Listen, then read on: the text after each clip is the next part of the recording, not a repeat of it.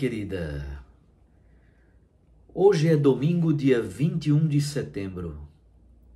Estamos celebrando o 25º domingo do tempo comum. A liturgia de hoje é composta pela primeira leitura do livro do profeta Amós, capítulo 8, versículos 4 a 7. O salmo é o Salmo 112, 113. A segunda leitura, primeira carta de Paulo a Timóteo, capítulo 2, versículos 1 a 8. E o texto do Santo Evangelho é de Lucas, capítulo 16, versículos 1 a 13. Naquele tempo, Jesus dizia aos discípulos: um homem rico tinha um administrador que foi acusado de esbanjar os seus bens. Ele o chamou e lhe disse: que é isto que ouço a teu respeito? Presta contas da tua administração, pois já não podes mais administrar os meus bens.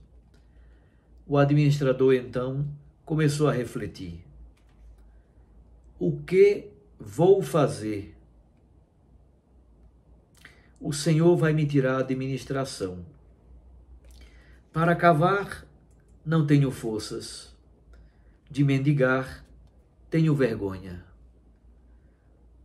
Já sei o que vou fazer, para que alguém me receba em sua casa quando eu for afastado da administração. Então ele chamou cada um dos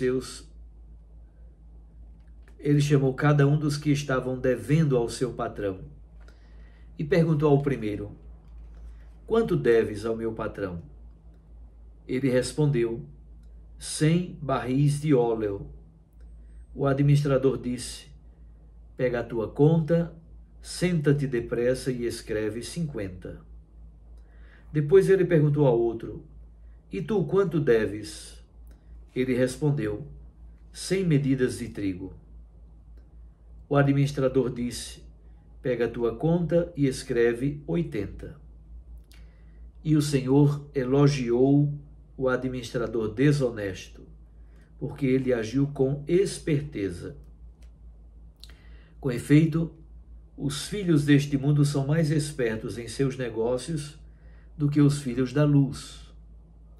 E eu vos digo: usai o dinheiro injusto para fazer amigos, pois quando acabar, eles vos receberão nas moradas eternas. Quem é fiel nas pequenas coisas, também é fiel nas grandes. E quem é injusto nas pequenas, também é injusto nas grandes. Por isso, se vós não sois fiéis no uso do dinheiro injusto, quem vos confiará o verdadeiro bem? E se não sois fiéis no que é dos outros, quem vos dará aquilo que é vosso? Ninguém pode servir a dois senhores, porque ou odiará um e amará o outro, ou se apegará a um e desprezará o outro. Vós não podeis servir a Deus e ao dinheiro. Palavra da salvação. Glória a vós, Senhor. Minhas irmãs e meus irmãos, nós poderíamos dizer que o texto da liturgia de hoje, os textos vários, tratam da arte da esperteza, associada ao mistério do reino de Deus. As leituras de hoje nos confrontam com verdades que podem ser até desconfortáveis, mas que são essenciais para a nossa caminhada de fé. Na primeira leitura, o profeta Amós é um profeta do século VIII, atuou no Reino do Norte, em Israel, quando os dois reinos estavam divididos. E Amós faz uma grave denúncia contra os comerciantes que acumulam riquezas às custas dos pobres camponeses. Ele nos mostra a face horripilante repulsiva da ganância.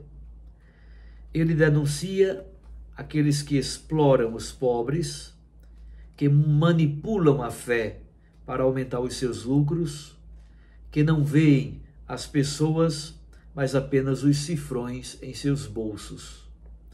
O reino do norte era governado por Jeroboão II. Era um reino rico, mas de um povo pobre e explorado. Nesse sistema econômico fundado na injustiça, os ricos se tornam mais ricos, enquanto os pobres se tornam cada vez mais pobres. Os tributos e os impostos cobrados aos camponeses sustentam toda a estrutura do reino: a corte, a administração, o culto e também o exército. Os comerciantes só pensam em explorar os pobres camponeses e dizem assim: quando passará o sábado para vendermos o trigo? Quando passará o dia do repouso para abrirmos os sacos de cereal? Quando passará a lua nova? Sábado e lua nova, nós sabemos, são festas litúrgicas. Eles não têm piedade verdadeira. Eles não têm nenhuma religiosidade. Eles não respeitam a festa mensal da comunidade de Israel, a festa da lua nova, ou não respeitam também o sábado como dia do descanso e dia do culto ao Senhor. Ao contrário, nesses dias eles tramam como vão fazer para enganar os pobres, as pessoas simples, e buscar cada vez mais ganhar dinheiro na compra ou na venda. Eles adulteram balanças, pesos e medidas. É a postura cínica de quem não tem escrúpulos. Eles substituem o culto a Deus pelo culto às riquezas. Não é à toa que o Deus conhecido como Mamon era um deus da Cirofenícia, é o Deus do dinheiro. Ele que é invocado nesse momento. É uma mentalidade que busca o lucro fácil, a exploração do próximo. E o Senhor nosso Deus, através de Amós, deixa claro: nunca mais esquecerei a maldade deles.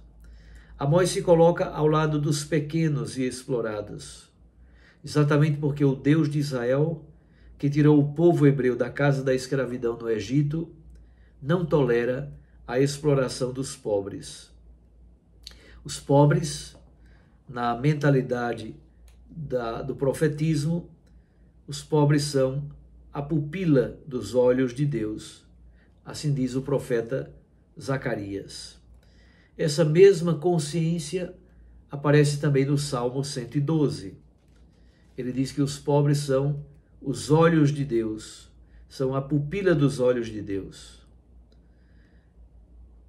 Então o salmista, no salmo responsorial da missa de hoje, que é o Salmo 112, Salmo 113, o salmista diz assim: o Senhor levanta o pobrezinho do lixo ou do monturo e o faz assentar-se com os nobres do seu povo. Olha que frase tão bonita essa do texto do Salmo responsorial de hoje. A denúncia de Amós, portanto, prepara a parábola que Jesus conta do Evangelho. Um texto um pouquinho difícil do Novo Testamento, mas vamos tentar explicá-lo brevemente. Ele diz que um patrão tem um administrador que é desonesto. E ele é elogiado pelo patrão, mas não por causa da sua desonestidade. Ao contrário, ele é elogiado por causa da sua esperteza. Jesus conta a parábola do administrador desonesto e nos dá também uma orientação prática de como devemos proceder para manter a fidelidade ao projeto de Deus. A parábola não é um elogio à corrupção, muito pelo contrário. Jesus não está dizendo que nós devemos roubar ou que devemos ser desonestos, muito pelo contrário. Jesus está, na verdade, nos convidando a aprender com a esperteza do administrador. Aquele administrador diminuiu 50% da dívida de um, 20% da dívida do outro. E assim ele começou a receber todas as coisas fiadas que estavam vendidas, mas que o patrão não havia recebido o dinheiro. Então o patrão elogia a atitude do administrador, a astúcia que ele usou para garantir o seu futuro, para fazer alguns amigos, para garantir um lugar depois de ser despedido daquele trabalho. A parábola é uma provocação. Se os filhos das trevas são tão inteligentes, tão diligentes, tão sagazes, tão dedicados para garantir um futuro para um dos seus membros, por que não os filhos da luz também, nós, os cristãos, por que não usamos a mesma inteligência, a mesma criatividade, o mesmo empenho para as coisas de Deus, para as coisas do céu? Na lógica dos filhos da luz, os discípulos de Jesus, na lógica dos discípulos de Jesus, está o uso justo e correto dos bens materiais, os bens terrenos, sobretudo para a caridade e para ajudar os pobres. Entrar no reino de Deus, anunciado por Jesus, implica exatamente esta nova missão, um novo relacionamento com os bens materiais. Jesus não elogia o roubo, como nós dissemos antes.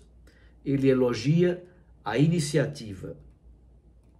O administrador percebeu que o seu tempo estava acabando e ele agiu com urgência.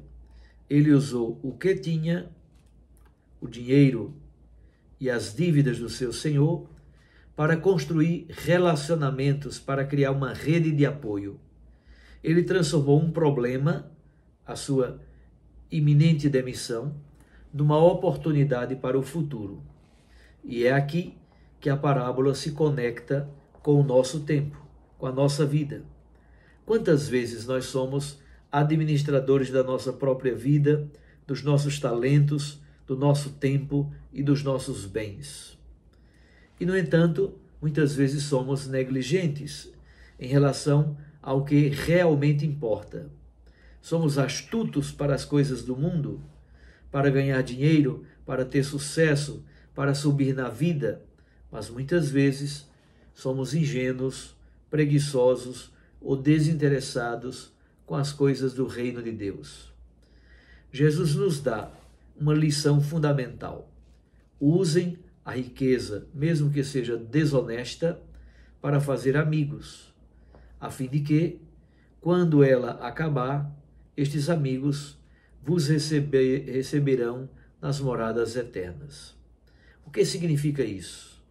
A riqueza material, por si só, ela é passageira, ela é efêmera.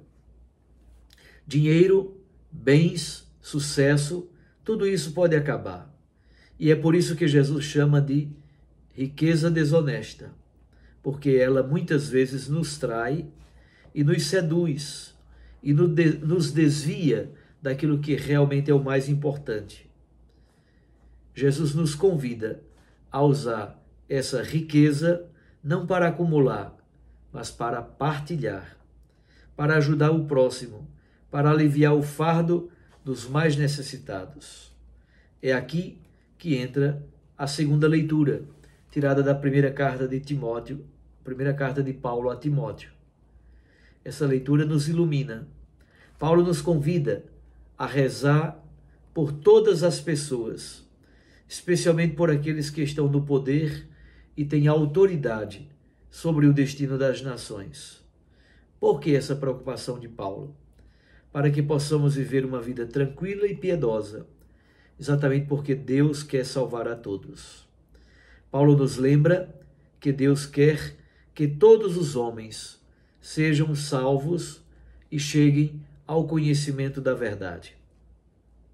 A oração pelos outros, a solidariedade, a caridade, a doação do nosso tempo e também dos nossos bens são expressões concretas dessa nossa esperteza espiritual. É a esperteza do amor, que transforma o que é passageiro em um tesouro que dura para a eternidade. A mensagem de hoje, portanto, é um convite radical para reavaliarmos nossas prioridades. O que valorizamos de fato? Onde estamos investindo nossa energia, o nosso tempo, os nossos recursos? Estamos sendo administradores prudentes, não para o nosso próprio bem egoísta, mas para a glória de Deus e para o bem do nosso próximo? Que a nossa fé não seja algo passivo, mas seja uma ação inteligente e corajosa. Que sejamos astutos, sim, mas não para o roubo, a desonestidade ou a exploração, mas sejamos astutos para o reino de Deus. Que a nossa vida seja uma demonstração de que é possível usar as ferramentas do mundo para construir as pontes do céu. E assim, quando tudo o que for terreno passar, também nós possamos ser recebidos nas moradas eternas, junto do seu Filho, nosso Senhor Jesus Cristo. Um abraço, fique com Deus e com sua Mãe Maria Santíssima. Eu os abençoo, em nome do Pai, e do Filho, e do Espírito Santo. Amém. Recorde, a palavra aquece o coração, e a Eucaristia nos lança para a missão. Até amanhã.